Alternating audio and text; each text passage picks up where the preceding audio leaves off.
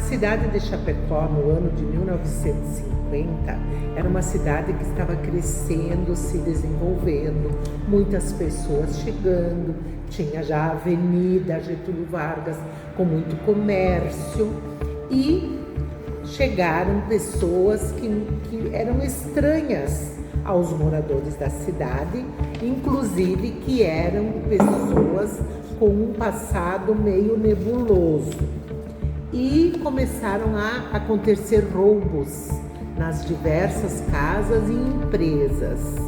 E todo mundo começou a ficar nervoso com isso.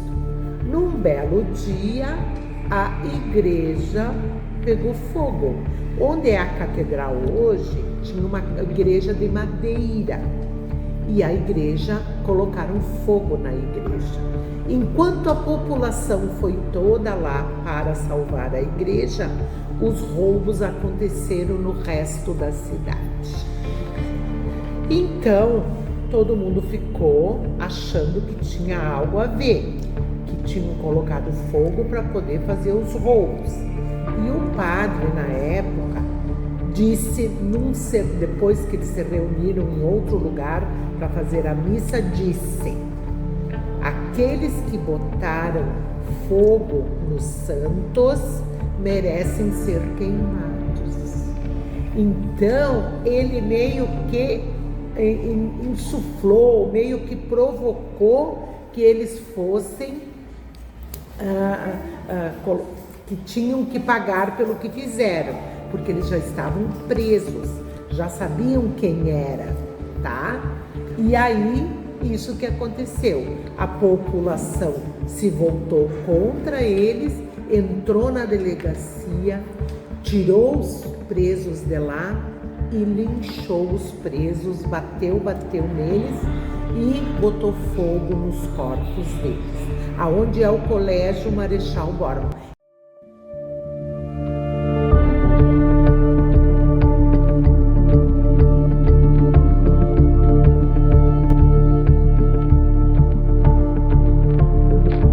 Do mês de outubro de 1950. Uma massa de povo atacou a cadeia de Chapecó. Homens pacatos, ordeiros, afamiliados, proprietários. Um único objetivo: o assassínio dos presos. Homens acostumados ao amanho da terra.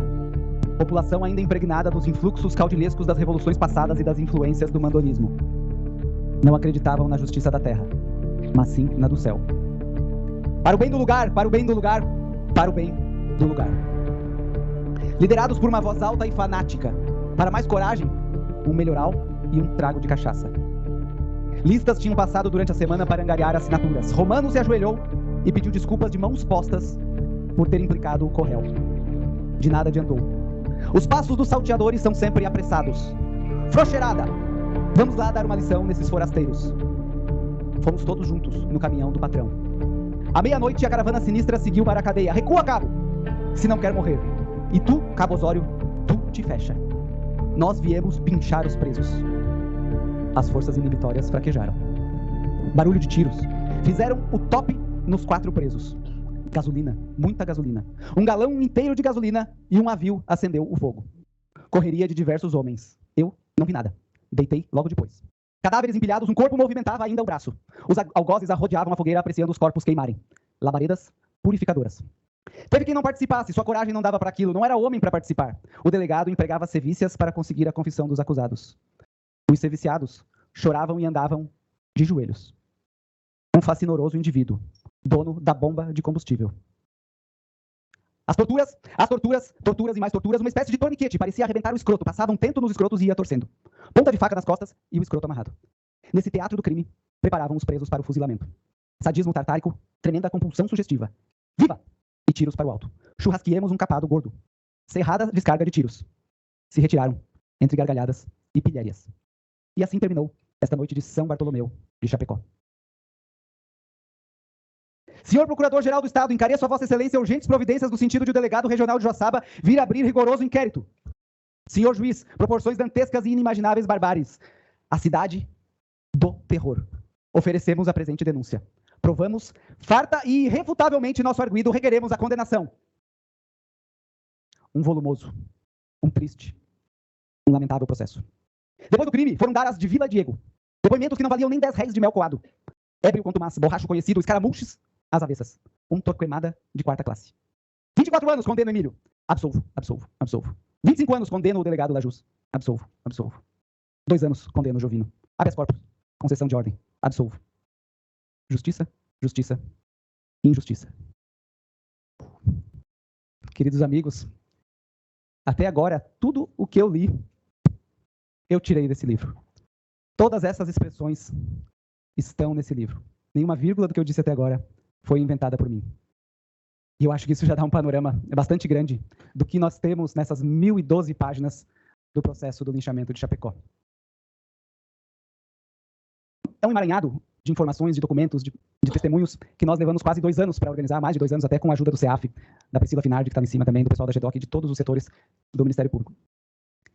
E eu me botei nesse trabalho porque eu achei que, ao conhecer essa história do linchamento de Chapecó, Dr. Comim, que nós tínhamos, nesse caso, um grande ponto de inflexão na cultura e na história catarinense. Eu sinceramente acho, depois de ter lido, relido, trelido, de ter digitado quase um quarto dessas páginas, de ter revisto e estudado outros livros sobre o assunto, eu tenho a certeza de que esse livro, esse caso criminal célebre, mudou completamente a nossa Santa Catarina. Até 1950, o estado de Santa Catarina era dividido entre um litoral e o resto. Até Lages, talvez, uma boa diferença, mas dali para frente era o que se chamava até de um grande sertão. Termos novos para mim, como mandonismo, que era uma espécie de coronelismo que vingava a vigia na época. Mortes a troco de nada, violência, armas, tiros, sangue, inchada. Até 1950, o que imperava naquela região parecia ser esse tipo de coronelismo. Mas aí veio esse grave caso criminal e veio um promotor de justiça. E veio o Dr. José Daura. Premiado com uma comarca difícil, de difícil provimento. O que me chama a atenção ao fazer essa pesquisa é que ele não teve o menor titubeio. A coragem dele. E basta a gente fazer um cálculo matemático, numa cidade com 4.500 habitantes, ou seja, 100 vezes menor do que Florianópolis ou Joinville, ele colocou na cadeia e processou criminalmente, de uma forma espetacular, 83 pessoas da alta sociedade local.